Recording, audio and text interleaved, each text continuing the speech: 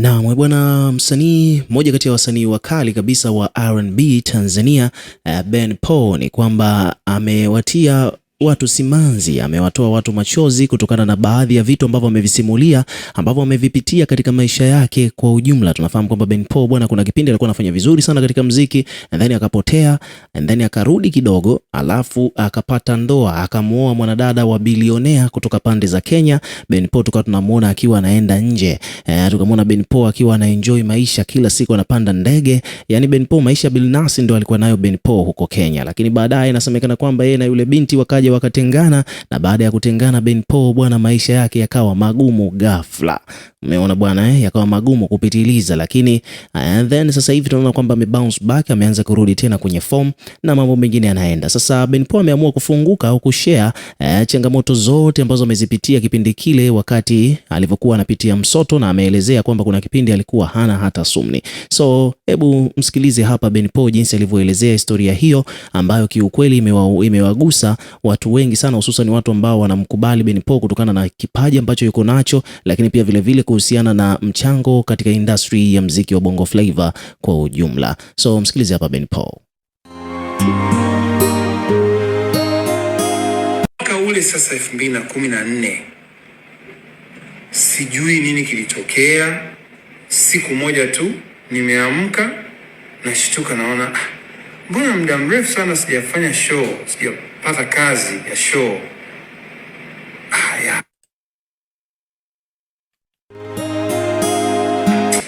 Nikamwambia mtu ambaye nilikuwa nafanya naye kazi, ambaye pia alikuwa rafiki yangu, KT, unajua tujafanya show muda. Kweli. Sasa unajua hapo nyuma nilikuwa nimefanya kazi nyingi sana, zile show za tour, Kilimanjaro Music, Tanzania Music Awards tour, sijui Fiesta, hela nyingi. Unapiga show labda 15, unapata kitita umeweka ndani. Nikanunua na gari, nakumbuka nilinunua Toyota Wish milioni kama 15 hivi, unaona. Kwa hiyo hizo ulikuwa unafanya show 10 huku, show 15, show hii. Kwa hiyo ikafika ule mwaka 2014, bila kujua wala kutarajia chochote, siku moja tu show zikawa hamna. Na kipindi kile ilikuwa hela unategemea show zaidi, kwa sababu mambo ya ringtone nini hayakuwa bado hayasomeki. Kwa hiyo nikashangaa tu show hamna, unaona. Imepita wiki mbili, wiki tatu, mwezi. Sasa si unakuwa unatumia zile hela ambazo unazo, zile savings zako, unakuwa unazichanja tu, unatumia, umeweka mafuta, umetuma nyumbani, umekula, umefanya nini, umenunua umeme, unatumia miezi miwili, mitatu, minne. Kila kitu kingine kilikuwa kiko vile vile, jina.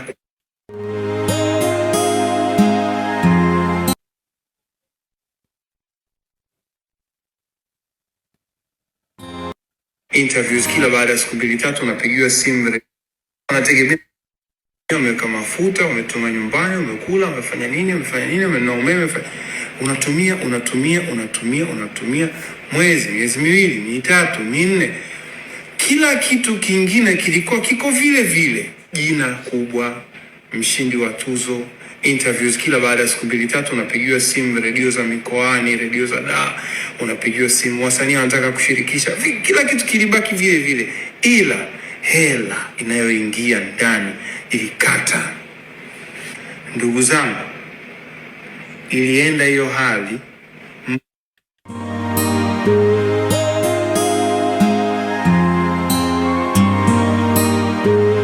mpaka zile hela ambazo nilikuwa nazo nimesave za akiba zikaisha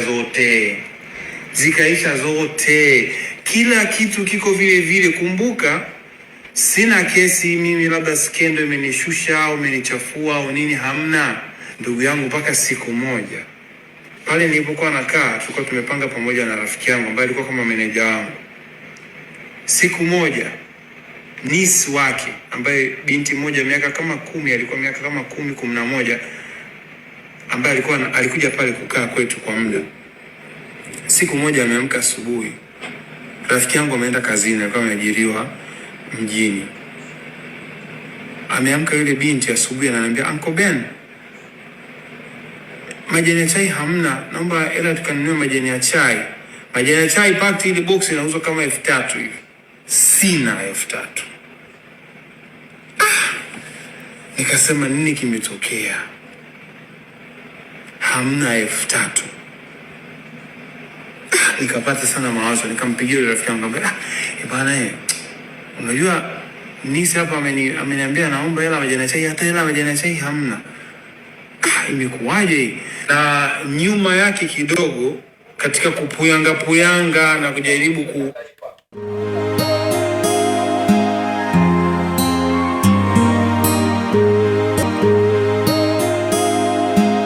maintain kidogo maisha, gari yangu ile tulikuwa tumewekaga bondi kwa milioni 5 na ile gari nilinunua milioni 15.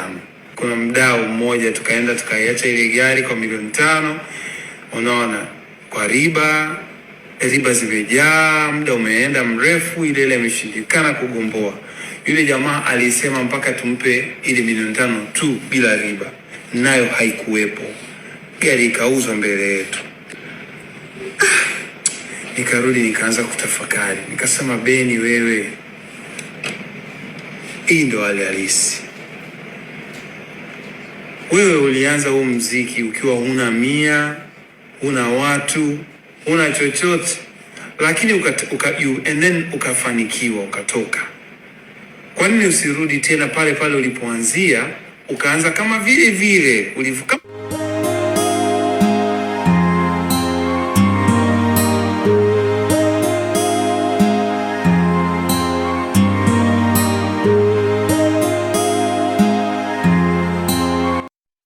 Ulivyoanza mwanzo, ulivyokuwa huna jina, ukarudi pale pale ukaanza tena na 1. Saizi utaanza ukiwa una faida nyingi, una jina, umetengeneza, unaona, hujachafuka huko nje, na sauti unayo, kipaji unacho, utunzi unao.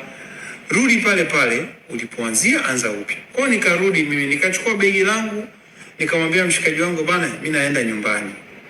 Nimetoka nikaenda Vingunguti nyumbani. Nimechukua daladala, tena siku nikasema kabisa sivai kofia wala miwani. Nimepanda daladala na begi langu. Mungu alivyo ajabu siku ile, kwa sababu nilikubaliana na hali halisi. Hata sikupata fedha yoyote, wala hamna mtu hata alikuwa na time na mimi. Kwenye daladala kulikuwa kuna wanafunzi, kuna nani, yani watu wako busy, wanafunzi wanafanya mahesabu, mwingine ananyonyesha huku, mwingine nini, konda anapita, anadai, anachukua hela. Hata hamna mtu anakuangalia wala hamna time. Mwaka ule sasa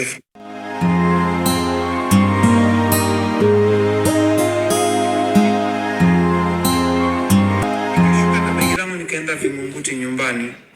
Nimefika nyumbani, mama Beni, shikamoo. Mama, nikakaa kabisa, nimefika tu nikaanza kumweleza, mama nimekuja hapa, nimerudi, sina 100. Kwa nitakaa hapa, nitajipanga hapa tena, nitakuwa naenda studio, nikitokea hapa nitaanza harakati zangu tena upya nikiwa hapa. Akaniambia hamna shida, hapa kwako chumba chako hichi hapa, kwa fulani anaitwaje yule, nimeusahau jina, ulikuwa karibu na airport. Saizi nadhani ulivunjwaga zamani. Umeona? Nikawasiliana nao pale, nikabana nataka nifanye show yangu hapo Sofia Night. Poa hapo, nyinyi mtauza drinks nini fresh. Poa. Nikakaa nikasema hii show hili inoge, inabidi nipate wasanii wengine na support. Nikampigia mtu wa kwanza Bi Dazen. Dazen bana naomba favor. Kwanza Dazen nilitaka anipe mention. Nilitaka nimuombe anipe mention Clouds. Aseme tu bwana, guys bwana tarehe hii Ben Pol atakuwa Dodoma Sofia Night nini. Mwana Dazen bwana naomba support yako. Nafanya show yangu mwenyewe Dodoma. Naomba mention. Nisema tu kwenye kipindi kwamba tarehe hii nitakuwa Dodoma. Dazen akaniuliza, favor nyingine gani unataka? Nikasema mimi niko nataka kimoyo sasa. Nataka tu hiyo, lakini kaniuliza nataka favor gani nyingine? Jamaa anataka kunisaidia zaidi. Nikaropoka, nikamwambia favor nyingine nataka wewe pia twende Dodoma ukawe host wa show. Akanambia say no more. Takuja, tutakuwa wote. Wote ananiwekea mafuta na accommodation tu, wapi nitafikia, imeisha hiyo. Nilipokata simu nikasema, show yangu ishakuwa na Dazen ndo host. Fresh. Nikampigia mamangu Adija Kopa. Mama shikamoo. Mwanao bwana Ben Pol nataka nifanye show yangu Dodoma Sofia Night. Naomba support mama, uje pale na wewe ufanye show. Nataka show yangu iwe na wewe, Weusi na mimi. Mama akaniambia sawa mwanangu, mimi nitakuja. Nikamwambia sasa mama, utanifanyaje? Utanichaji shilingi ngapi? Akaniambia mwanangu, wewe utakachojaliwa hicho hicho, mimi nitakuja kukusupport. Chochote utakachokuwa umejaliwa utakipokea. Nikasema asante mama. Tengeneza posters nini, nikampigia Joe Makini.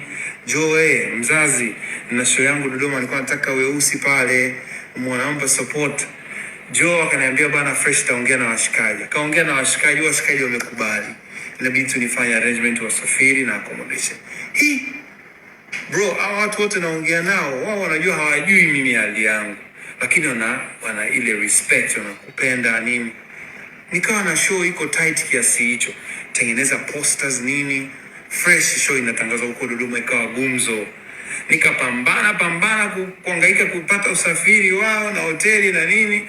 Umeona, tukasafiri mpaka Dodoma, tukapata hoteli, tukakaa, tukajiandaa. Muda wa show umefika, tumeenda kwenye show, tunaenda ukumbini kwenye show. Tunafika pale kwenye show, eneo la show, sehemu ya kukatia tiketi pamejaa, kuna foleni mpaka huko. Yaani sisi tunakuja na gari, foleni tunakuta watu wako foleni, sema watu wanaenda wapi? Foleni inaenda mpaka mlangoni. Yaani show ilikuwa imejaza vibaya mno. Mpaka kwenye gari pale wananitania, wanaambia Beni umeroga nini? Nikasema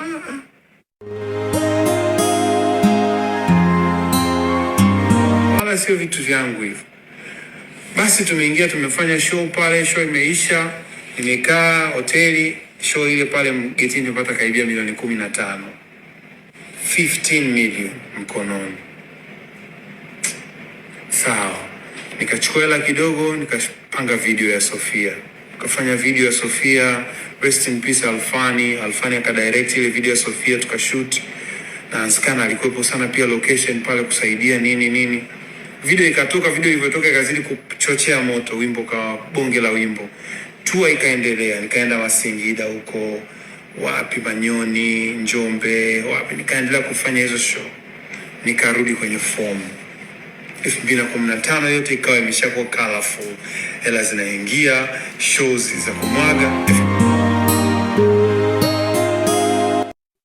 2016 Moyo Mashine nikatoa. Moyo Mashine na yeye ikavuruga vibaya mno. Hatujakaa vizuri. Darasa naye amekuja, tumefanya naye wimbo muziki, imevuruga mpaka Kenya, unaenda unafanya show Kenya, ikawa yani sasa hapo ndo yani non stop. Ikaja sijakaa vizuri, nikatoa phone, baby you check my phone na Mr Easy, vurugu. Yani nikasema pale tuliporudi pale, tulipoangukia pale, hatuanguki tena. Kwa hiyo kuna setting ikawa kwenye kichwa changu. Yani ni kama soundtrack naishi nayo, kwamba hata yani mambo yao vibaya kiasi gani, tutaishi, tutakuwa yani lazima kutakuwa kuna kitu sehemu ambacho kitakupatia hela. No matter what, labda atuombei, labda upate changamoto kubwa, changamoto kama vita labda kwenye nchi au sijui ni nini, lakini kama kila kitu kiko nomo, hatuwezi kurudi kuanguka pale tena. Na kwa sababu hiyo ndio maana mimi mtu sijui atakuja na lugha gani mimi kuniambia mpaka nikakata tamaa. Siwezi nikakata hata nyimbo nazoimba maneno bado kidogo, jikubali. Kuna story hapo najaribu kuisema ambayo ndio soundtrack yangu mimi mwenyewe ninavyoishi. Kwa hiyo ndio story yangu nitaka ni share, naamini kuna mtu anaweza kupata chochote hapo. Imechukua nguvu sana kusema hiyo story, lakini ndio So hayo ndiyo aliyozungumza Ben Paul kwa ajili ya kuinspire vijana ambao huenda right now unapitia changamoto za hapa na pale, ups and downs. Bwana, don't give up, usije na wewe ukajirusha kwenye roli kama yule kijana bodaboda aliyefanya juzi. Jua tu kwamba anything can happen anytime anywhere, so don't give up, stay strong. Bwana, weka maoni yako katika comment section, lakini pia vile hakikisha una subscribe kwa ajili ya kupata update zaidi. Shout out sana kwake Ben Paul.